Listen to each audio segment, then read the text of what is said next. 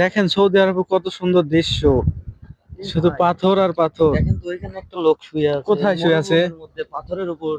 তার মনে কি কষ্ট যে এই মরুভূমির মধ্যে শুয়ে আছে। চলেন তো ভাই জিজ্ঞেস করি দেখি হ্যাঁ কি হয়েছে দেখি, ভাই। চলেন তো।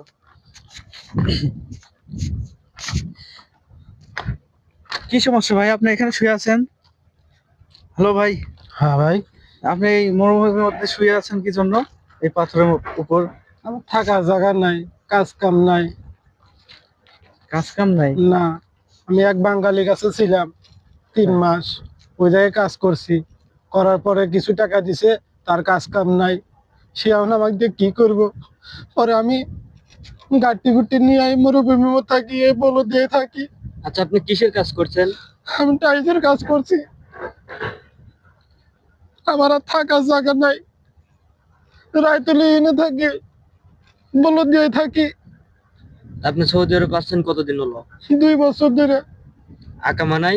আকামা নাই, 2 দিন ধরে খাই না। কেন, যে দালাল ধরে আসছেন দালাল আকামা দেয় নাই? দালাল দেয় না, বিমানে তুলে দিয়ে গো। হায় রে বাঙালি, রে বাঙালি।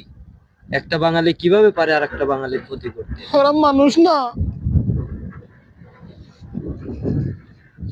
যাই হোক ভাই, আপনারা সবাই এই ভাইটার জন্য দোয়া করবেন, আর ভাইটা যেন ভালো কাজ পায়।